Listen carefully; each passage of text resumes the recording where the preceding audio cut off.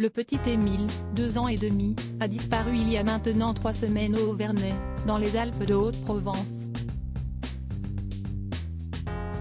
Depuis lundi 31 juillet, les enquêteurs ont repris leurs recherches et ont élargi la zone de fouille.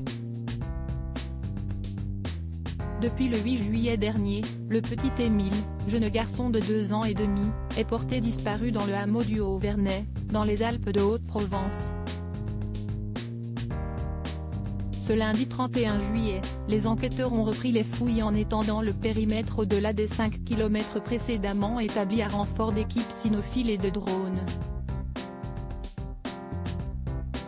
Invité au micro de RTL, François Daoust, ancien directeur de l'Institut de recherche criminelle de la Gendarmerie nationale, IRC de Guyenne, s'est exprimé sur l'enquête.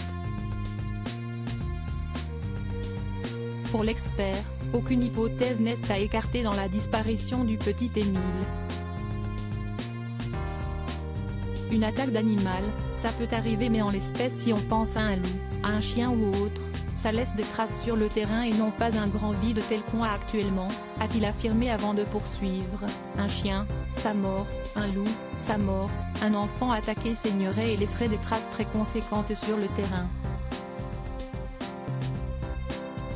Dans le cas où l'enfant aurait quitté le domicile de son plein gré, on prend en compte la capacité physique d'un enfant de 2 ans à marcher en ligne droite à partir du moment où il est libre de ses mouvements. Une poursuite des recherches parmi les autres possibilités, les enquêteurs explorent désormais des zones trop difficiles d'accès jusqu'à présent. Si l'enfant était tombé dans un ruisseau ou dans un talevègue qui a été arrosé, il faudrait alors aller dans une zone au-delà car le corps aura pu être transporté naturellement, a relevé François Daoust. Dans le cas où ces nouvelles recherches n'aboutiraient pas, des études supplémentaires seront menées afin de vérifier s'il n'y a pas eu de trou dans la raquette. Savoir donc si ce qui a été inspecté par les chiens spécialisés en recherche de corps et ce que la cartographie du drone a donné couvre bien toute la zone de recherche.